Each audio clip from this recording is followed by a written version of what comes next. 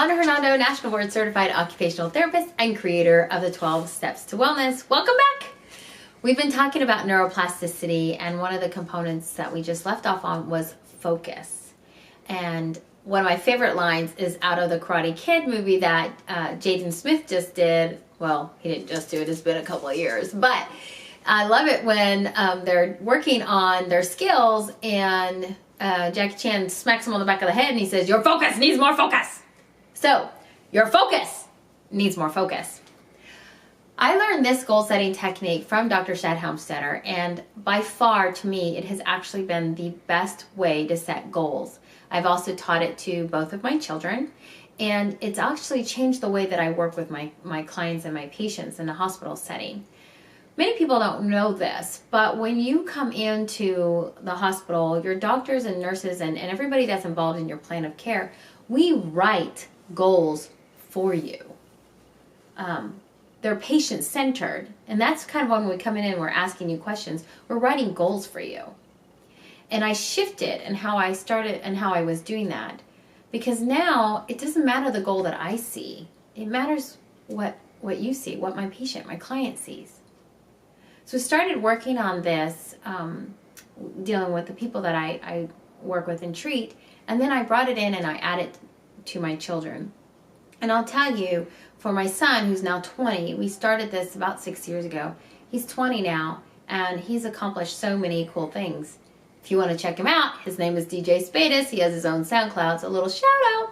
But anyway, I'm going to show you real quickly about goals. Most people will do something like this. Let's take a very common goal that people write, especially at the beginning of the new year. Most people say they want to lose weight. So this is what it looks like.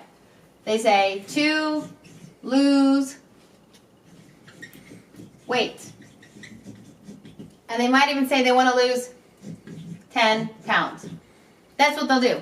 Now, number one, they won't write it down. And number two, they'll just tell people, yeah, I'm going to lose weight this year. I'm going to lose weight this year. I never set a weight loss goal. Never.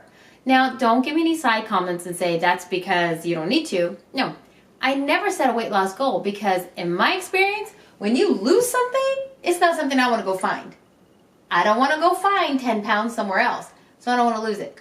So, more importantly is set a different type of goal, such as the weight that you want to be, or more importantly, the physical activity level that you want to be, or the cholesterol level you want to have, or the blood pressure that you want to be at. That's the better way to make that goal. And so if you're working on a health goal, then you would write it in those types of terms. So this all has to go with focus, right? Focus in the mind, which then leads to neuroplasticity, and then that helps us create what we want, making our mind strong, creating our strong mindset. So it would start with goal. Also in therapy and care, we write long-term goals and short-term goals. So you could have a long-term goal that at your next to your physical, your cholesterol is going to be at the ideal level. So now you're going to write a short-term goal, and what are you going to do in the next 30 days that's going to be there? So you can actually have short-term goal is to have, let's say, blood pressure. You want your blood pressure to be at, let's say, a little bit.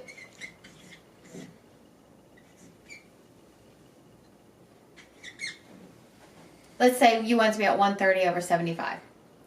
Okay? That's what you want it to be at. Now you're going to say, what are the challenges for me to achieve that? What are the challenges? Well, here is the challenge. The challenge is, let's say Wednesday night poker night. Ha ha ha. Why is that a challenge? Well, because on Wednesday night poker night, I like to go have nachos and hang out with my buds and have a couple of drinks. And Wednesday night poker nights, I'm eating a lot more sodium, and that's going to affect my blood pressure. So a challenge for me is Wednesday night poker night. What's another challenge for me to get my blood pressure at that level? Well, another challenge for me is, let's say, my stress in my work. That's another challenge. So to have my blood pressure at 130/75, oh, we're doing it in 30 days, so we're going to say by, and this is January, let's just say February 1. We have to put an end date. Have my blood pressure at 130/75 by February 1, so 30 days later. Challenging Wednesday night poker night. Other challenge, stress in my work. Well, now I've identified my challenges. The next component is what action step am I going to take to overcome these challenges so that I can achieve my goals. So my focus, remember, here's my focus. And what did the Karate Kid tell us? Our focus needs more focus. So now we're going to more focus. So to overcome my challenge of the Wednesday night poker night, I like my friends, but so one action is to schedule date night with my spouse on Wednesdays. I'm not going to go to poker. I'm going to have date night with my spouse. So maybe I won't drink so much there, or maybe I won't have the nachos, right? What else can I do that if this is a distraction for me, a challenge for me is Wednesday night poker night? Maybe I could have a golf game on Wednesdays after work.